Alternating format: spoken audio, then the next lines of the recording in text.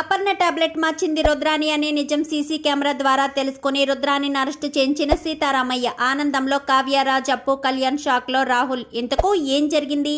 అసలు టాబ్లెట్లు మార్చింది రుద్రాని అనే విషయం సీతారామయ్య గారు సీసీ ద్వారా తెలుసుకోవడం ఏంటి? అసలు ఆలోచన సీతారామయ్య గారికి ఎందుకు వచ్చింది? అసలు ఏం జరిగిందనేది వీడియోలో చూసి తెలుసుకునేద్దాం. బ్రహ్మముడి అప్కమింగ్ ఎపిసోడ్స్లో ఏం జరగబోతుందో ముందుగా తెలుసుకోవాలి అనుకుంటే వీడియోని లైక్ చేయండి, ఛానల్ని సబ్స్క్రైబ్ చేసుకోండి, పక్కనే ఉన్న బెల్ సింబల్లో ఆల్ పై క్లిక్ చేయండి. ఇలా చేయడం వల్ల అందరికంటే ముందుగా చూడవచ్చు. మొత్తం మీద చూసుకున్నట్లయితే ఇంకా రాజు అవమానించేసరికి కావ్య ఇంట్లోంచి వెళ్ళిపోతుంది. ఇంకా నేరుగా ఇంటికి వెళ్ళేసరికి జరిగిన విషయమంతా స్వప్న చెప్పడంతో కృష్ణమూర్తి కానీ కనకం కానీ ఏం మాట్లాడరు. కావ్య నేరుగా గదిలోకి వెళ్ళి ఎంతగానో బాధపడుతూ ఉంటుంది. ఇన్ని రోజులు నా మీద చూపించిన ప్రేమంతా నటనతోనే నన్ను దగ్గరికి తీసుకున్నారా, నటనతోనే నాతో కాపురం చేశారా అని ఎంతగానో కావ్య బాధపడుతూ ఉంటుంది. ఇంకప్పుడే ఇందిరాదేవి అయితే కావ్యకు ఫోన్ చేస్తుంది. అమ్మ కావ్య అని చెప్పనగానే చెప్పండి అమ్మమ్మ గారు అని చెప్పనేసరికి రాజు ఏదో కోపంలో నీ మీద ఎలా కోపం తీర్చుకోవాలో అర్థం కాక అలాగన్నాడమ్మా. నిజంగా రాజుకి నువ్వంటే ఇష్టమమ్మా అని చెప్పనేసరికి ఆ ఇష్టం నా మీద నమ్మకం లేదా అమ్మమ్మ గారు అని చెప్పనేసరికి తన తల్లి కళ అయ్యేసరికి రాజు తన్ను తాను కంట్రోల్ చేసుకోలేకపోయాడు. పైగా రుద్రాని రెచ్చగొట్టేసరికి రాజు ఇంకా ద్వేషంతో కోపంలో ఏం మాట్లాడుతున్నాడో కూడా అర్థం కాని పరిస్థితిలో అలా మాట్లాడేడే తప్ప నిజంగా నువ్వు తప్పు చేసావని కాదు కావ్య అని చెప్పనేసరికి ఇంకా సీతారామయ్య గారు తీసుకుంటారు. అమ్మ కావ్య అని చెప్పనేసరికి చెప్పండి తాతయ్య గారు అని చెప్పనగానే అసలు ఏం జరిగిందమ్మా అని చెప్పనేసరికి ఇంకా జరిగిన విషయం అంతా ఆల్రెడీ చెప్పినా కానీ సీతారామయ్య గారికి అర్థమయ్యేటట్టుగా చెప్పేసరికి అంటే నువ్వు వెళ్ళే సమయానికి అపర్ణ బాగానే ఉంది, తర్వాత అపర్ణకు మేము వచ్చే సమయానికి అపర్ణ చేతిలో ట్యాబ్లెట్లు వాటర్ బాటిల్ ఉన్నాయి, అంటే ట్యాబ్లెట్ వేసుకున్న తర్వాతే తేడా వచ్చిందా అని చెప్పనేసరికి అయితే అయ్యుండొచ్చు తాతయ్య గారు, కానీ మొన్న డాక్టర్ గారు అత్తయ్యకి ట్యాబ్లెట్లు మార్చాక ఎలాంటి ఇబ్బంది ఉండదు, ఈ ట్యాబ్లెట్లు మాత్రం ప్రతి 2 అవర్స్కోసారి వేసుకుంటే ఎలాంటి హార్ట్ అటాక్ కానీ హై బీపీ కానీ పెరగదు అని చెప్పారు. మరి సడన్గా బీపీ ఎందుకు పెరిగిందో నాకు అర్థం కావట్లేదు అని చెప్పనేసరికి అంటే ట్యాబ్లెట్లోనే ఏదో ఉంది అని చెప్పనేసరికి మామయ్య గారు తాతయ్య గారు మన హాల్లో సీసీ ఫుటేజ్ ఉంది కదా, ఒకసారి సీసీ కెమెరా చెక్ చేయండి అని చెప్పనేసరికి సరేనమ్మా అని చెప్పాను. కానీ తాతయ్య గారు ఎలా అంటున్నానని మరోలా అనుకోవద్దు, రుద్రాని రాహుల్ లేని సమయంలో మాత్రం ఈ పని చేసి పెట్టండి, మీ అమ్మాయిని అంటున్నానని కాదని చెప్పాను. కానీ అర్థమైంది కావ్య, రుద్రాని ఎలాంటిదో నాకు తెలుసు అని చెప్పి ఇంకా సీతారామయ్య గారు అయితే అంటారు.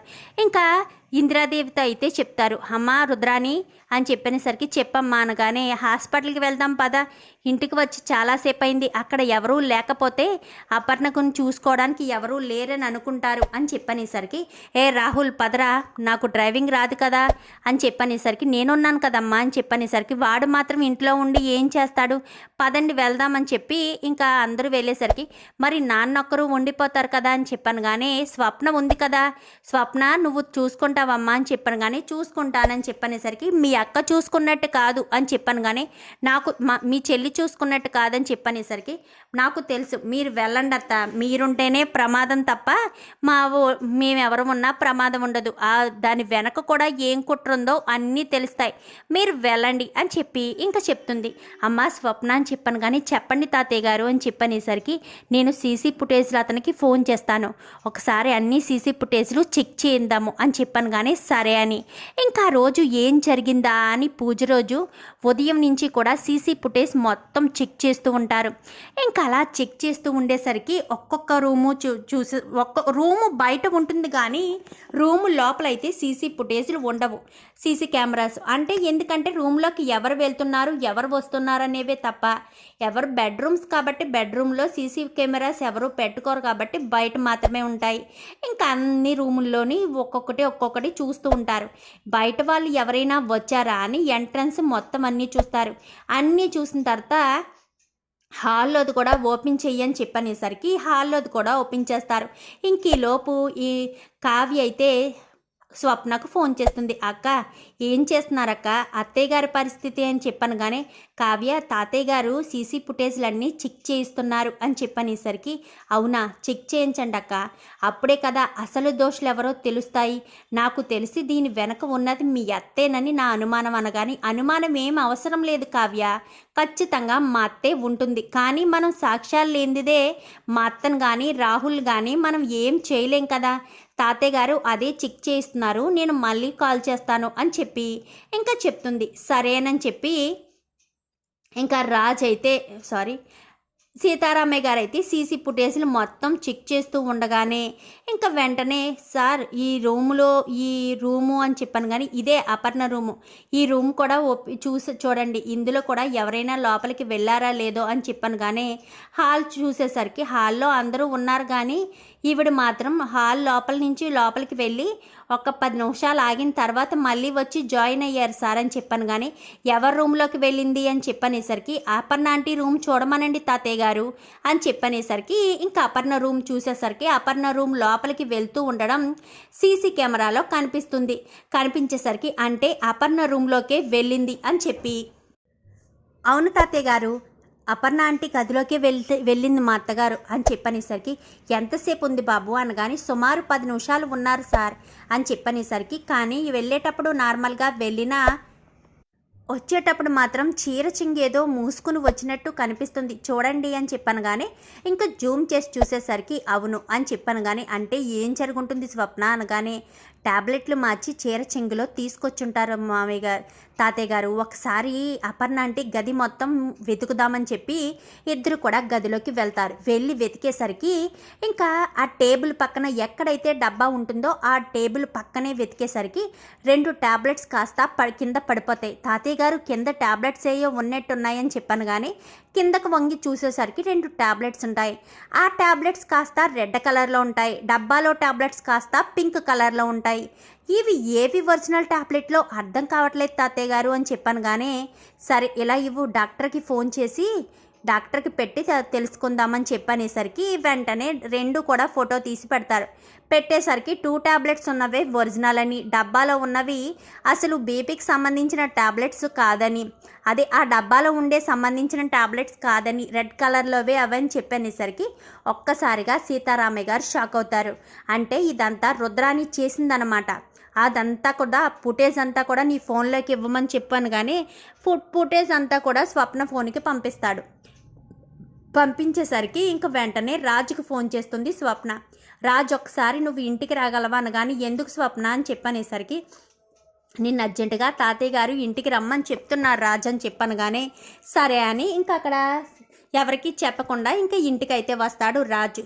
చూడు రాజ్, నువ్వు ఆవేశంలో నిర్ణయం తీసుకున్నావు, కావ్యని ఇంట్లోంచి పంపించేశావు, అసలు దోషులెవరో నువ్వు తెలుసుకోవాలి కదా అని చెప్పనేసరికి ఏంటి తాతయ్య ఏంటి మీరు మాట్లాడేది అని చెప్పాను. కానీ ఒక్కసారి ఈ సీసీ ఫుటేజ్ చూడు, అందరూ హాల్లో ఉండగా మీ రుద్రాని అత్త మాత్రం మీ మమ్మీ గదిలోకి వెళ్ళి సుమారు 10 నిమిషాల పాటు గదిలోనే ఉంది. టైం చూసావా? 10 నిమిషాల తర్వాత తను లోపల నుంచి ఎలా వచ్చిందో చూడు. చీర చెంగు పట్టుకుని అంటే లోపల ఏదో చేసిందని అర్థమవుతుంది. ఇంతకీ జరిగిన విషయం ఏంటో తెలుసా? మీ మమ్మీ వేసుకోవాల్సిన బీపీ టాబ్లెట్స్ కాస్త మార్చేసి అందులో వేరే టాబ్లెట్స్ వేసింది. మేము గదంతా వెతికితే మాకు 2 టాబ్లెట్స్ దొరికాయి. ఇవే ఆ టాబ్లెట్స్, ఇవే అసలైన టాబ్లెట్లని. ఆ బాటిల్లో ఉన్న టాబ్లెట్స్ హై బీపీని పెంచే టాబ్లెట్స్ అని ఇప్పుడే డాక్టర్ చెప్పాడు అని చెప్పనేసరికి అంటే ఇదంతా రుద్రాని అత్తే చేసిందంటావా తాతయ్య అని చెప్పాను. కానీ క్లియర్గా కనిపిస్తుంది కదా రాజ్, అందరూ హాల్లో ఉండగా అపర్ణ గదిలోకి రుద్రాని వెళ్ళవలసిన పనేముంది చెప్పు? అపర్ణ గదిలోకి వెళ్ళి 10 మినిట్స్ తర్వాత ఎందుకు వచ్చింది? అపర్ణ గదిలో ఏం పని? చూడు, ఇద్దరు తల్లి కొడుకులు ఎలా మాట్లాడుకుని నవ్వుకుంటున్నారో ఒక్కసారి అబ్జర్వ్ చేస్తే అన్ని విషయాలు తెలుస్తాయి. బెడ్రూమ్లో సీసీ కెమెరాలు లేక అసలు విషయం క్లియర్గా కనిపించట్లేదు అని చెప్పనేసరికి ఇంకా వెంటనే ఇంటికి వచ్చి అందరూ కూడా ఇంటికి వస్తారు. ఇంకా ఇంటికి వచ్చేసిన తర్వాత రుద్రాని అని చెప్పనేసరికి ఏంటి నాన్న అని చెప్పాను. కానీ వెంటనే సీతారామయ్య గారు రుద్రాని చెంప చెల్లు అనిపిస్తాడు. నేనేం తప్పు చేశాను నాన్న, నన్ను కొడుతున్నావు అనగానే అపర్ణ టాబ్లెట్లు మార్చినందుకు అని చెప్పనేసరికి ఒక్కసారిగా రుద్రాని షాక్ అయిపోతుంది. ఏంటి ఈ విషయం నాకెలా తెలిసిపోయింది అని అనుకుంటున్నావు కదా రుద్రాని, నువ్వే టాబ్లెట్లు మార్చావని మేము సీసీ కెమెరాలో చూసాము.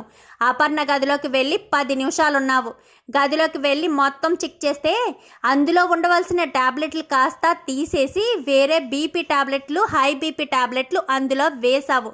అందుకోసమని అపర్ణకు బీపీ ఎక్కువయ్యి హార్ట్ స్ట్రోక్ వచ్చింది అని చెప్పనేసరికి అది నాన్న అని చెప్పనగానే ఇంకా వెంటనే ఇందిరాదేవి చంప చెల్లుమనిపిస్తుంది.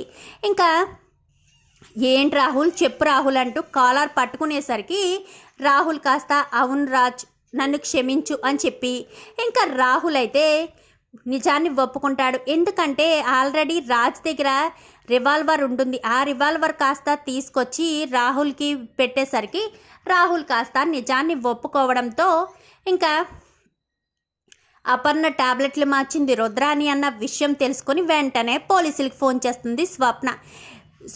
స్వప్న వద్దు స్వప్న ఫోన్ చెయ్యొద్దు అంటూ రుద్రాని అన్నా కానీ నువ్వు చేయి స్వప్న, ఎవరు ఆపుతారో నేను చూస్తాను అంటూ సీతారామయ్య గారు అంటారు. సీతారామయ్య గారు ఇంకా అలా అన్న తర్వాత పోలీసులు రానే వస్తారు. ఇంకా సీసీ ఫుటేజ్ మొత్తం ఇస్తారు. కావాలంటే మేమందరం సాక్ష్యం చెప్తాం. మా అపర్ణ ఈవేళ ఈ పరిస్థితిలో ఉండడానికి కారణం రుద్రానియే, రుద్రానిని అరెస్ట్ చేయండి అని చెప్పి ఇంకా అందరి ముందు చెప్పేసరికి ఒక్కసారిగా రుద్రాని షాక్ అయిపోతుంది. ఇది నేను కావాలని చేయలేదు నాన్న అని చెప్పాను కానీ నోరు మూసేయి. ఇది చేసిందే చాలక కావ్యను కూడా ఇంట్లోంచి వెళ్ళగొట్టాలని చూసావు కదా. కావ్యని ఎన్ని మాటలు అనేలా చేశావు. రాజ్ ఎన్ని మాటలు అన్నాడు.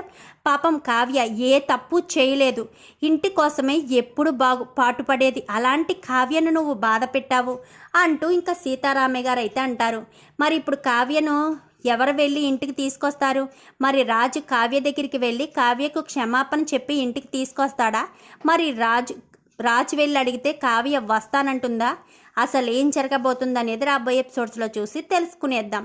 మా వీడియో కనుక మీకు నచ్చినట్లయితే వెంటనే లైక్ చేసి మా ఛానల్ని సబ్స్క్రైబ్ చేసుకుని పక్కనే ఉన్న బెల్ సింబల్లో ఆల్ పై క్లిక్ చేయండి. ఇలా చేయడం వల్ల అందరికంటే ముందుగా చూడవచ్చు.